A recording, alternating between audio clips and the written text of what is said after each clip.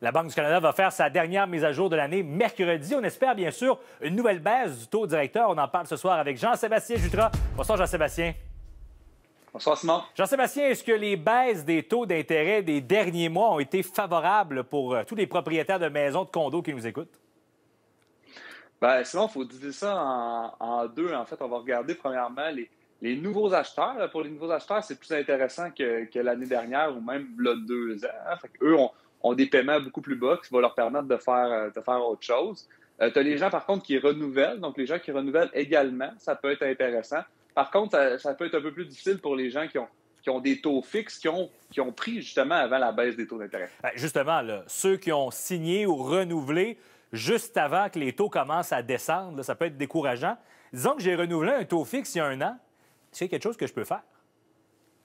Ben, il est toujours possible, Simon, là, de briser son terme hypothécaire. C'est toujours possible de le faire.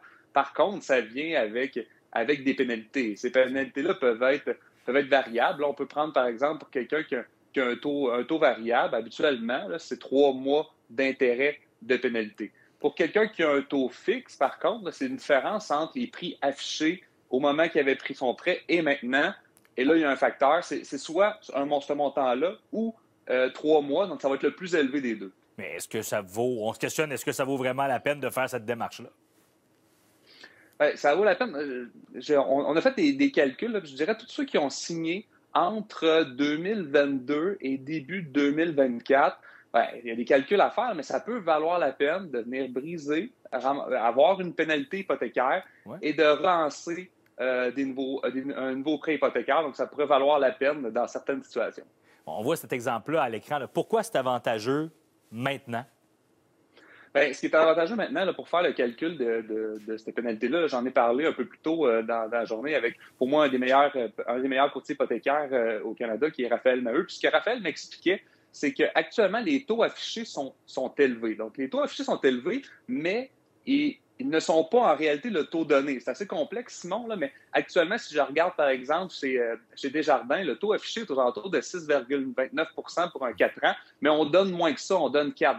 Donc la pénalité, les écarts entre les deux étaient très élevés, ce qui fait en sorte que les pénalités sont relativement basses. Donc, dans la situation ici, l'exemple qu'on montre, quelqu'un qui avait pris son prêt à 5,94, et là, ben, on va casser l'hypothèque, on va signer un prêt à 4,44.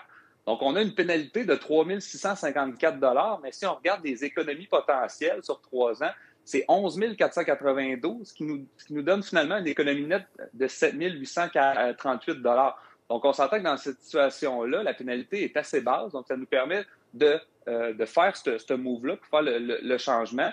Mais si l'écart des taux était plus bas que ça, bien, la pénalité serait beaucoup plus élevée, ce qui ne vaudrait pas la peine. Donc maintenant, il y a une opportunité pour ça en ce moment. OK. Évidemment, ça fait des calculs à faire, mais on le voit, ça peut avoir une différence très, très importante. Merci beaucoup d'avoir été là. Grand plaisir. Merci, Simon.